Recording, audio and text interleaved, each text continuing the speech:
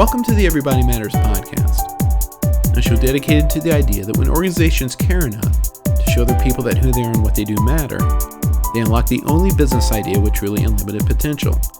I'm Brent Stewart, your host. This podcast is an outreach of Barry-Wehmiller. Don't forget to connect with us on the web at barry-wehmiller.com, on Twitter at Barry-Wehmiller, on Facebook and LinkedIn, and check out our blog, trulyhumanleadership.com. On this episode of the Everybody Matters podcast, we're going to look inward. We're going to look at what we can do individually to overcome the things we perceive are challenges in our own lives and spaces. John Foppe is an author, speaker, and the executive director of the Society of St. Vincent de Paul of St. Louis. If you're not familiar with the Society of St. Vincent de Paul, it's an international Catholic organization that offers person-to-person assistance to the poor.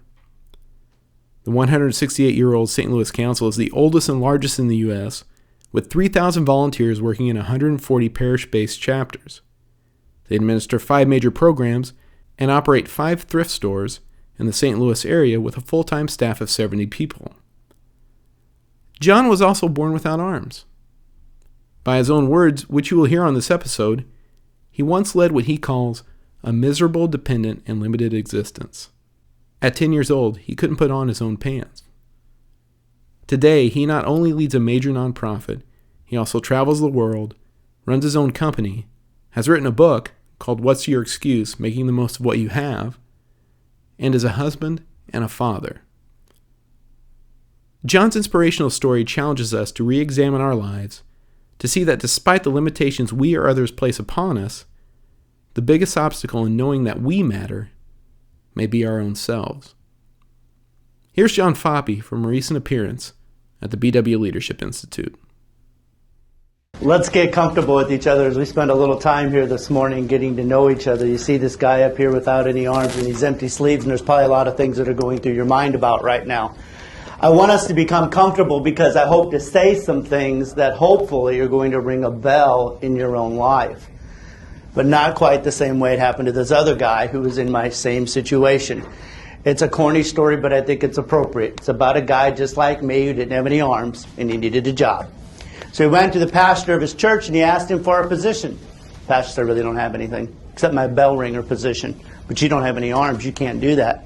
And the guy said, hey, it's a tough economy, at least let me give it a try. So the pastor said, okay, have at it.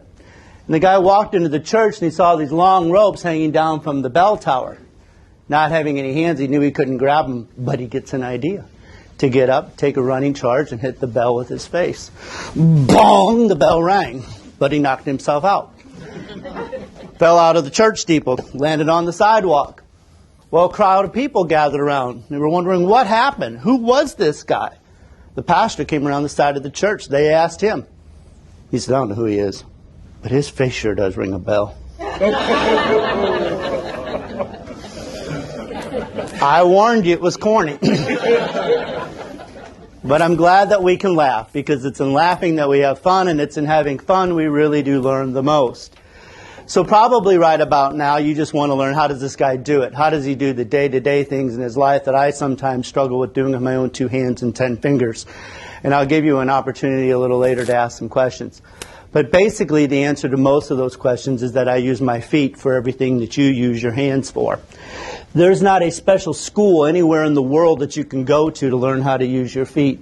It's just that the human body, with the power of the human mind, has an incredible capacity to adapt. I've learned in my life that there really are no unsolvable problems. There just are an awful lot of problems in life that haven't been solved yet.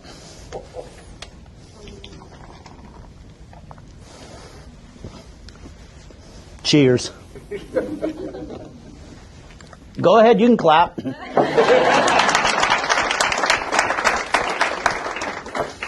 Find that most of my audiences want to, and I'm not going to argue if you want to give me a hand. All right, this is your warning. The jokes will deteriorate from here. Folks, I have had the wonderful privilege over the last, almost 25 years now to travel all around this great world of ours and to work with people and organizations from all walks of life. I have literally worked with everyone from the Defense Department to florists, from politicians to prisoners. Well, okay, that was the same group.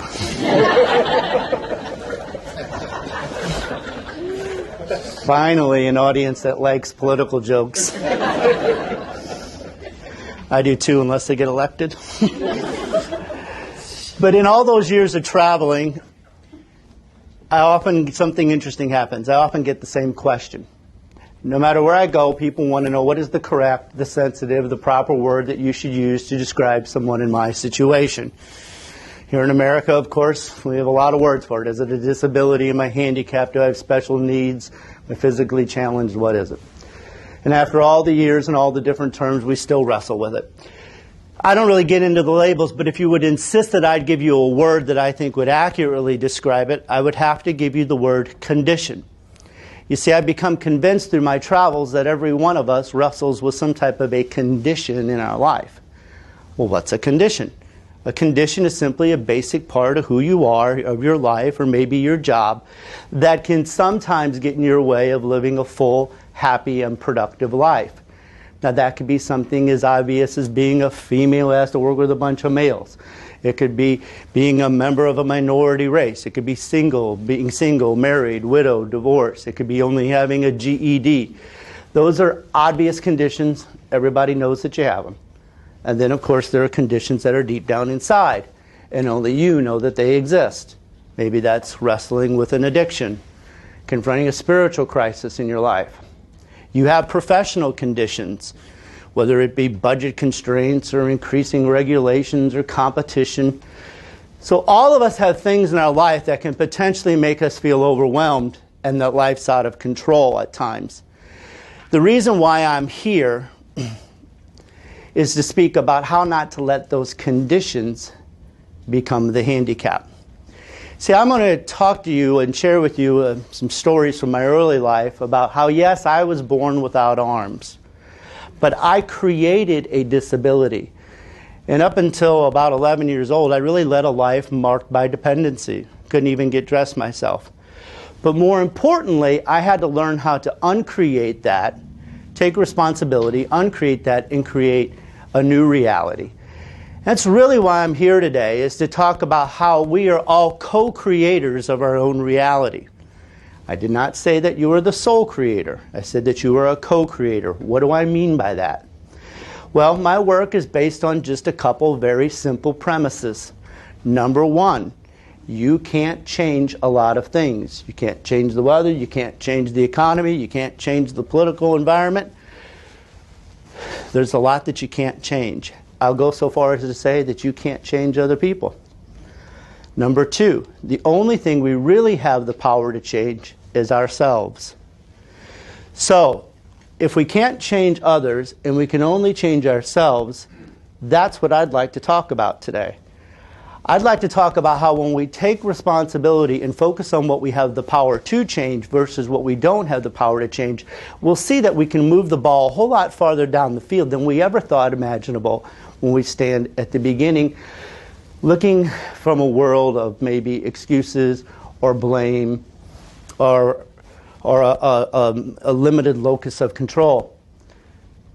I'm going to talk about how as co-creators of our own reality, that's all comes down to basically making your dream, turning your goals into reality. For an organization, it means executing your strategic plan.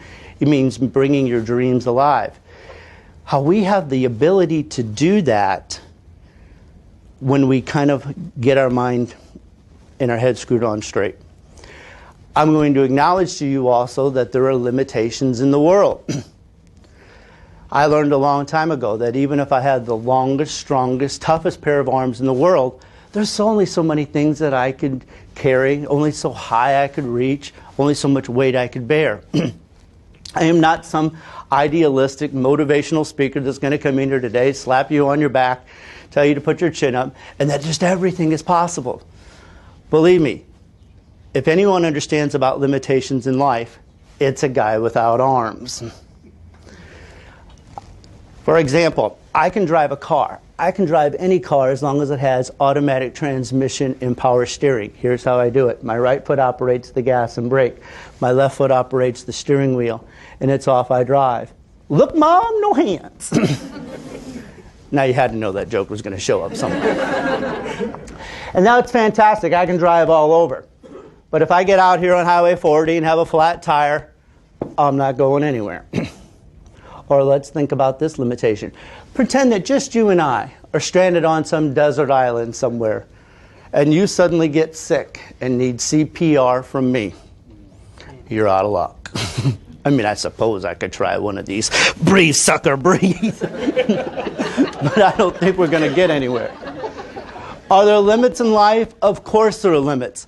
The question becomes, what do we do in the midst of them? You see, I find that all too often, most of the time when we run up against limiting conditions in our life, most of the time we tend to back off. We don't push it, we don't question it, we don't challenge it, and all too often we allow the limitation to become the excuse that confines and defines us into a limited existence. And that's exactly what happened to me as a child.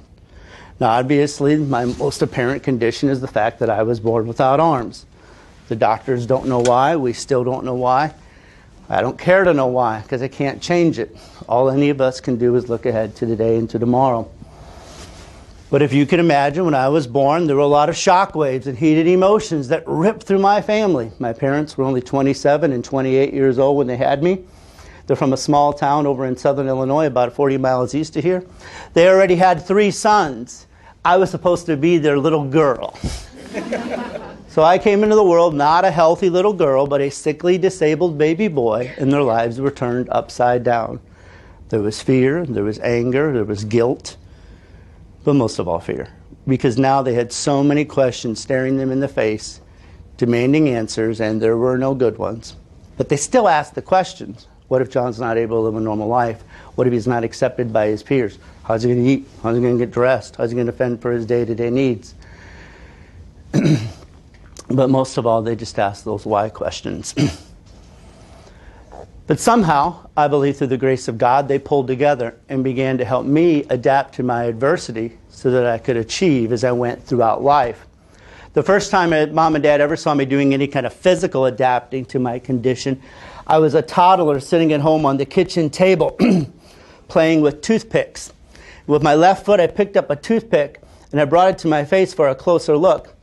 And of course, at that age, everything goes in the mouth, and I licked it. And then I stuck it in a sugar bowl, and I rubbed it around and got a lot of sugar on the toothpick, and then I licked the sugar off. And I threw it, when I was finished, I threw it on the floor. That one gesture gave Mom and Dad so much hope that I would be able to use my feet for things. And as you can see, I do, whether, it's pouring a glass of water or typing on a computer or whatever it is. And I was fortunate. I felt loved and accepted. I really didn't see myself as that different. That is not until I went off to school for the first time. And I can clearly remember that first day of school as though it was yesterday, when all my peers darted out onto that playground and jumped on the monkey bars and the swing sets, and all I could do was stand behind and start asking a lot of serious questions. Questions like, who am I? Why am I here? Why did this have to happen to me? Why didn't it happen to my older brother, Tom? I don't like him anyway. Of course, I didn't get good answers to those questions, and instead, something tragic happened. Each day as I went off to school, I found myself isolated on the sideline of the playground. And this is where the reality creation process started, where the disability began. Everything in life, every situation that you find yourself in, begins with your perception of it. From the time you get out of bed in the morning, you start forming perceptions. You say to yourself, this is good, this is bad, this is right, this is wrong, and this is true or this is false. And as I stood there on the sidelines of the playground, I had one predominant perception about life. I was different. Once the perception is formed, emotions kick in. Again, it could be anything, but the emotions start. And for me, it was like a downward spiral of despair, like an airplane coming crashing to the ground. Because the fear kicked in. What if I went out there and I tried and I failed? The fear of failure. What if I went out there and I slowed my peers down? The fear of rejection. What if I went out there and caused a scene? The fear of embarrassment. And it wasn't long before the fears festered, combined with the loneliness and the isolation. The mind went further into the tailspin, quickly gave way to a lot of anger and bitterness. I got the proverbial chip on my shoulder. I thought the world owed me everything because of the way that I was created. After all, life wasn't fair. I remember thinking about how I'd never be able to ride a bike or play ball or wear a wedding ring or hold a girlfriend's hand or anything like that. And then that spun into frustration, that frustration of all those things that I couldn't do. From there, it led to ingratitude. I wasn't thankful for a loving family or a school system that mainstreamed me. And then finally, all of that came crashing to the ground when I hit self-pity. The most corrosive of all emotions. Now, I have this mental image that I like to use to describe my state of mind at the time, because we can all relate to it. I call how I felt the pity pot. Now, all of us have a pity pot. It doesn't matter if we're 5 or if we're 55. We all have them. Just as we get older, they're kind of gold-plated and rhinestone-studded in our minds because we have good excuses for it. Lots of evidence. The pity pot is simply the comfortable place that we retreat to when those conditions in your life that I ask you to think about, when they flare up and they remind you of your shortcomings. And then the emotion kicks in. And it really doesn't matter what it is. It could be anger, fear, guilt, stress, burnout, whatever. But once the emotion starts kicking in and swirling around, it's like life starts flushing away into this whirlpool. Because somewhere in the midst of it, there's this little voice that starts talking to you. Now some of you are looking at me like, John, you need a therapist, you're hearing voices. But let's listen for just a second, and I can guarantee you that you too can hear that same voice. Let's listen.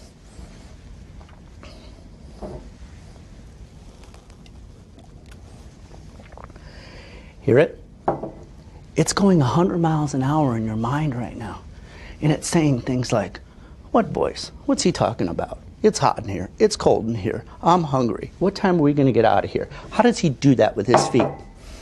That voice. That one that's just constantly chattering away. And sometimes this voice says some powerful and positive things. But let's face it, most of the time it's pretty negative. And at that time in my life, my voice was just out of control, and it was saying things like, oh, I hate this. I can't do this. There's no use. Why should I?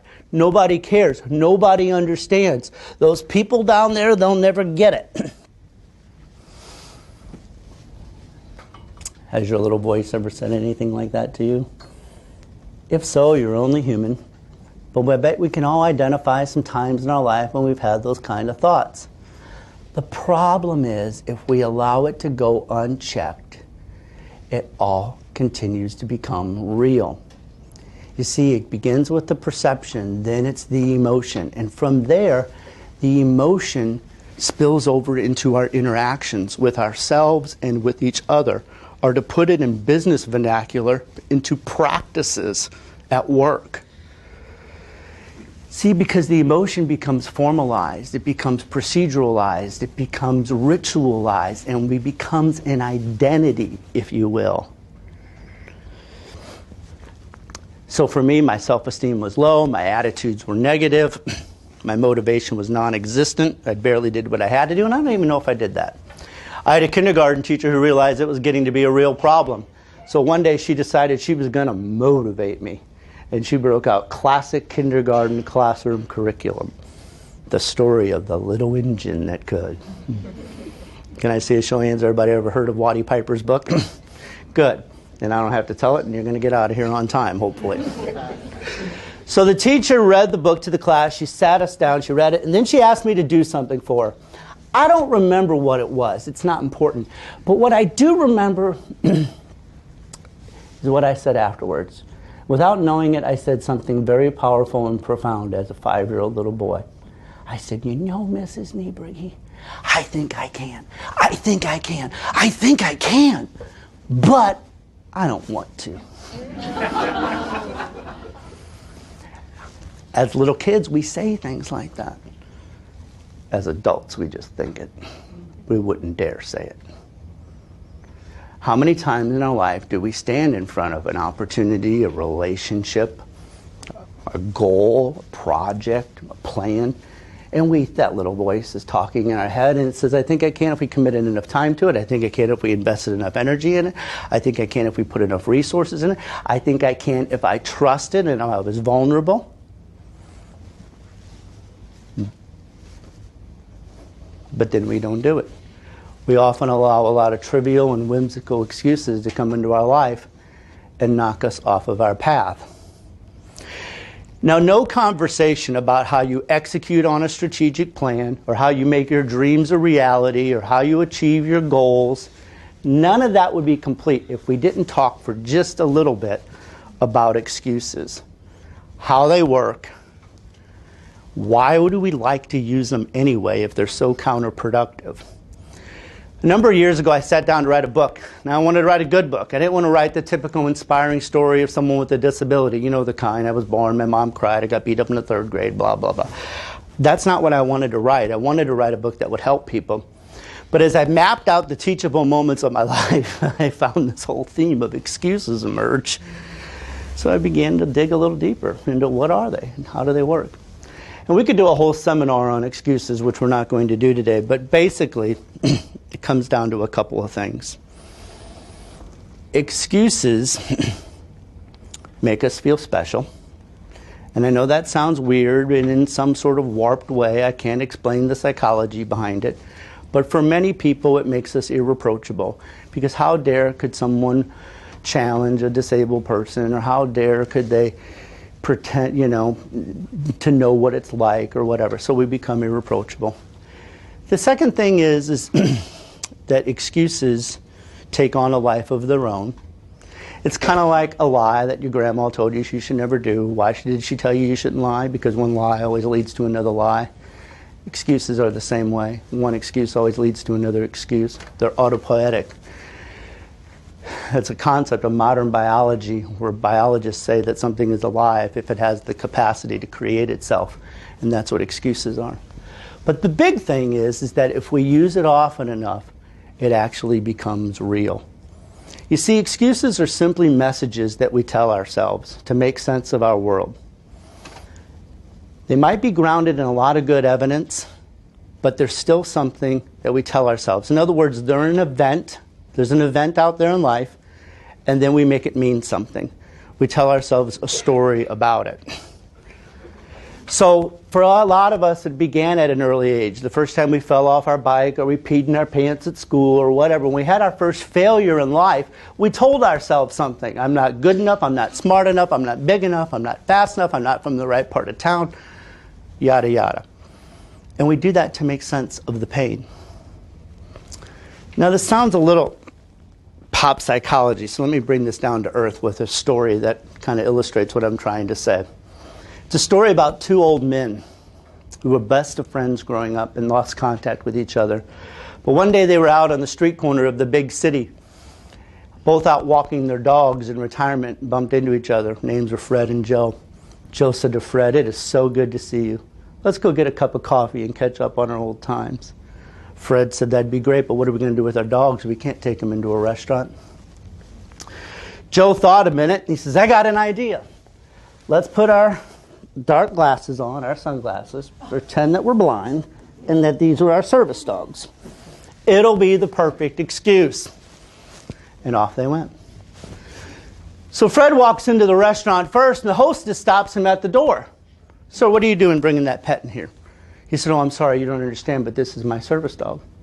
And she said, "Since when do they allow boxers to be service dogs?" He said, "Oh, since very recently. And it's working out quite well." "I don't know.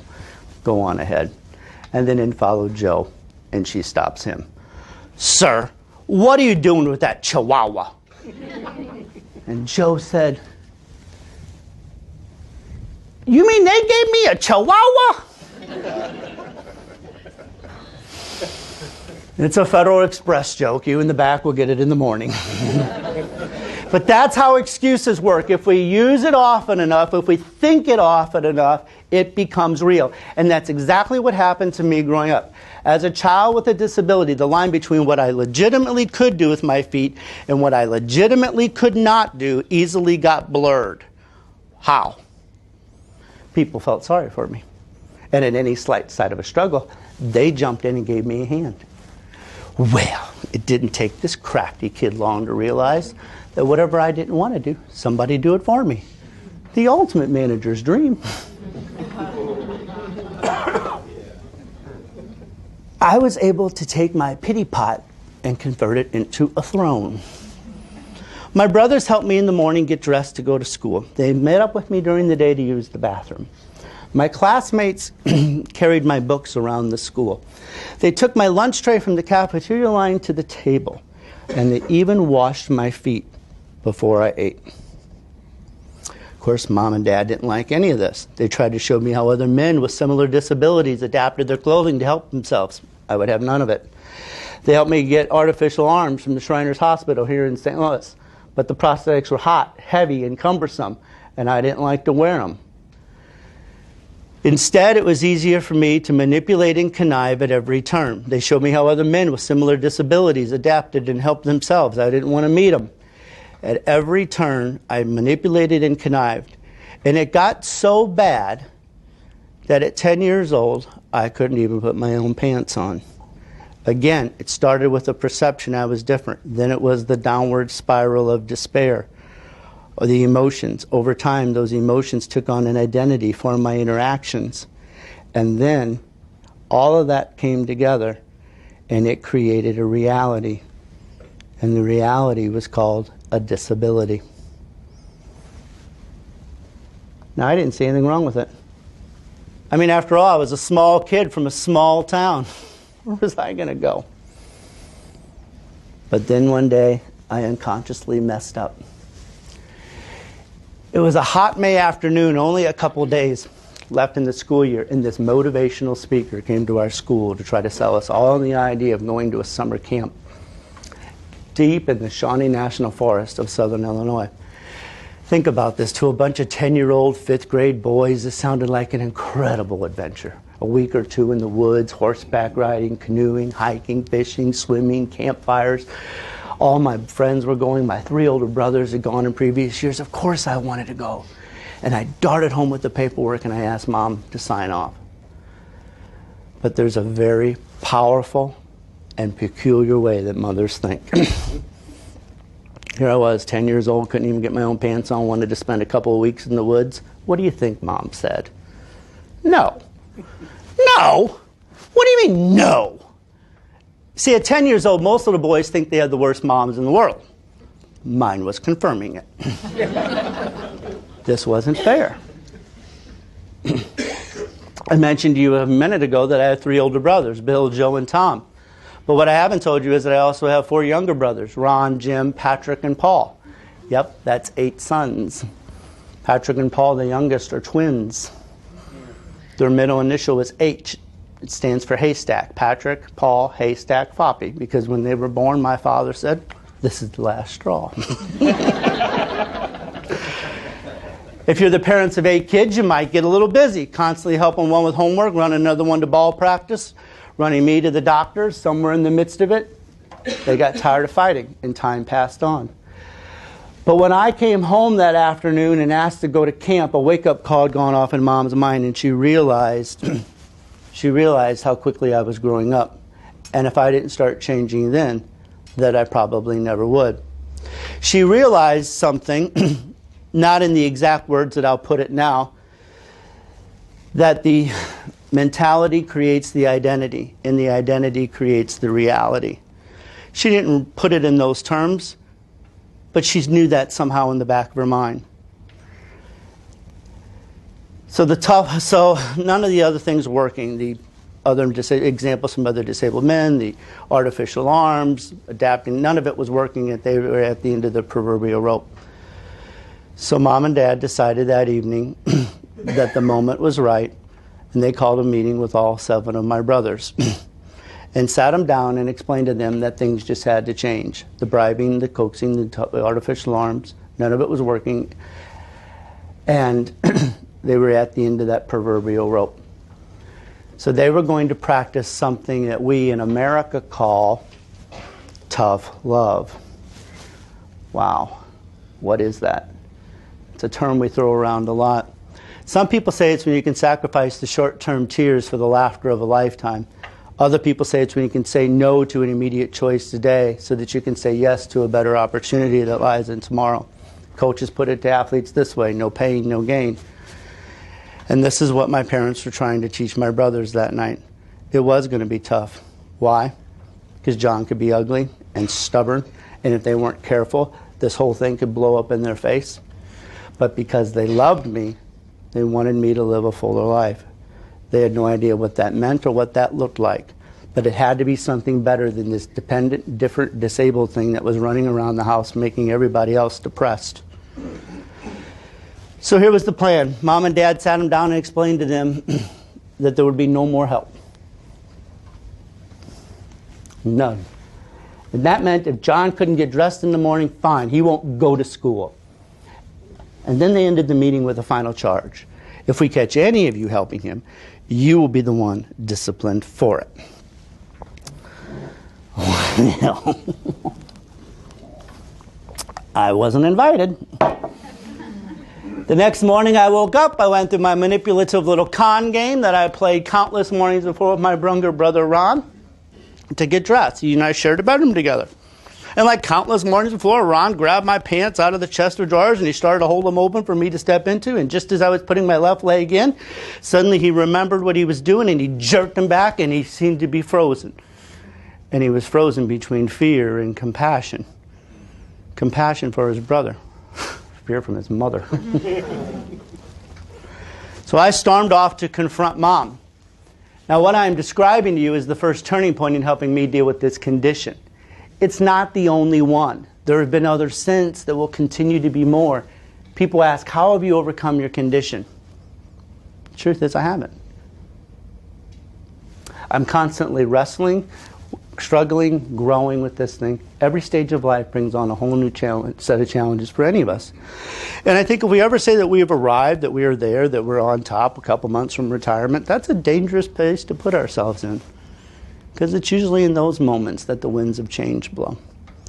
And they were blowing that day. So there I was standing in the doorway of my bedroom, completely naked, and my mom was sitting on the side of the bed. And with every belligerent, insulting word that a 10-year-old little boy knew, I let her have it. Why are you doing this to me? You don't love me. You're the worst mom in the world. Can't you see that I don't have any arms? I can't do this. And with everything I threw at her, a new tear ran down her cheek. But she was completely unyielding. She wasn't going to change her mind.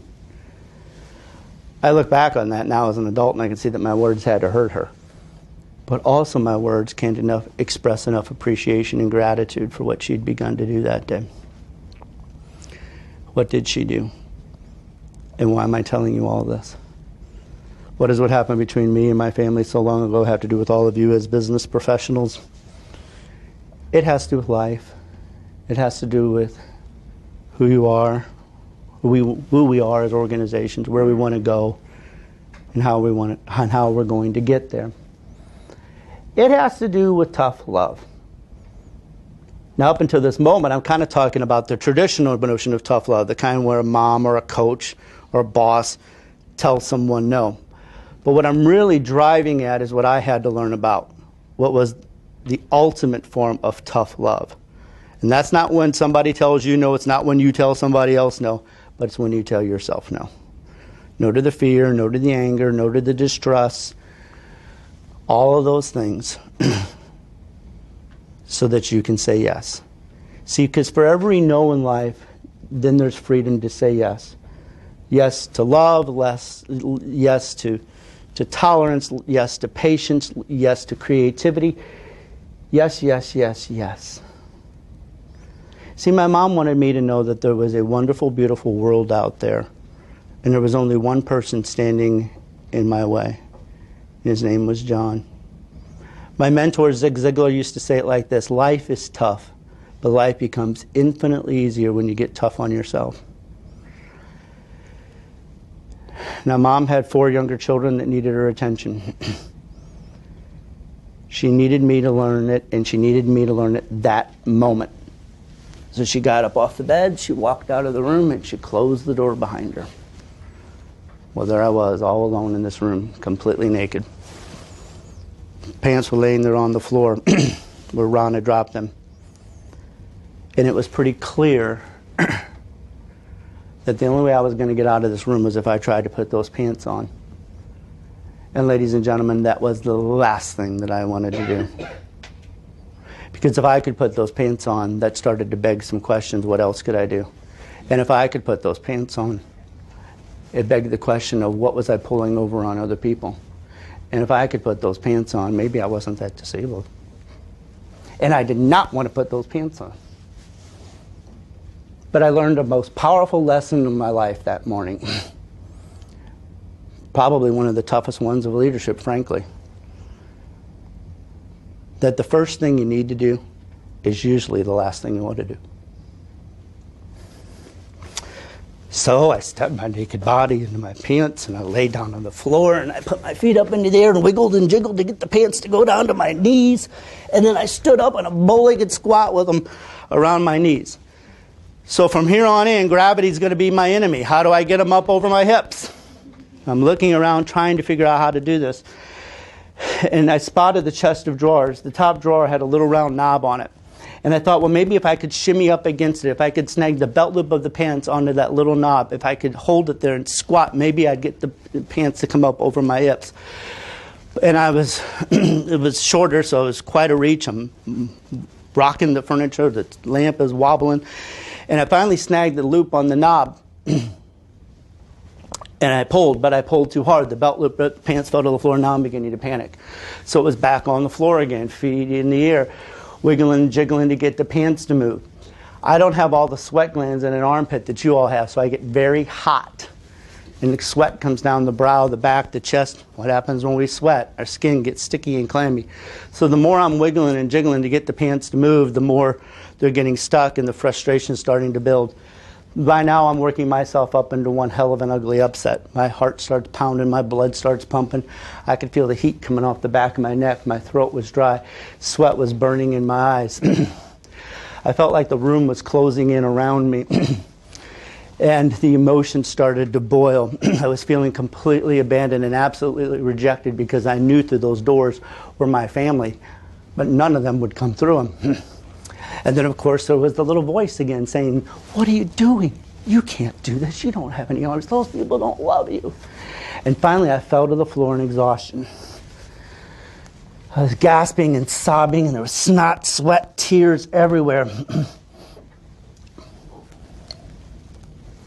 I caught a glimpse of myself, caught my breath enough just to look at the mirror. Caught a glimpse of myself, this reflection that was coming from the closet door. And then I saw myself in the mirror. I was curled up in a fetal position, beet red, completely naked, just quivering in this cesspool. And I realized I was defeated. It was the loneliest moment of my life. But somewhere in the midst of that silence, it was like I heard God say, "You know, if you just shut up a minute, I can help you here." Remember how I said everything in life begins with our perception of the situation. And as I lay there on the floor, suddenly my perspective shifted. I started thinking about other disabled people who had worse conditions than I could imagine. And I remember thinking about how they thought out their problems. They thought creatively. They talked them out. They didn't make them mean all sorts of things. They didn't fight themselves. They fought their condition. And suddenly I realized that I had a choice to make. And ladies and gentlemen, I will assert that every one of us has that exact same choice to make. There's nothing more powerful in the universe than a human being's ability to exercise their God-given free will to choose.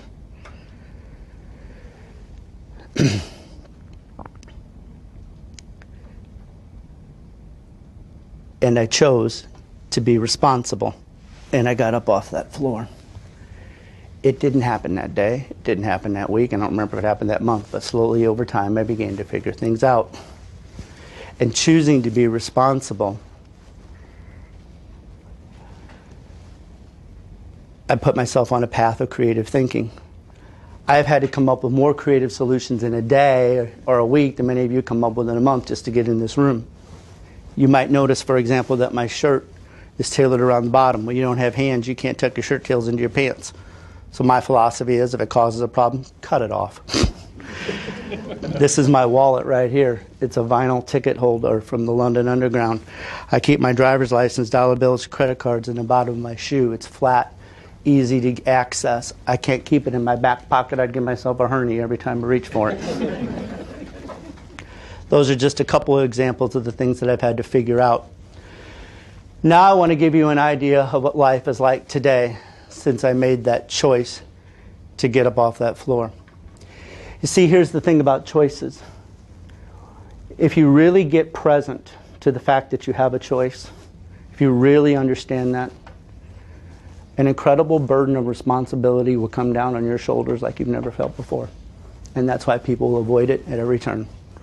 They will come up with every excuse in the world why it's someone else's fault.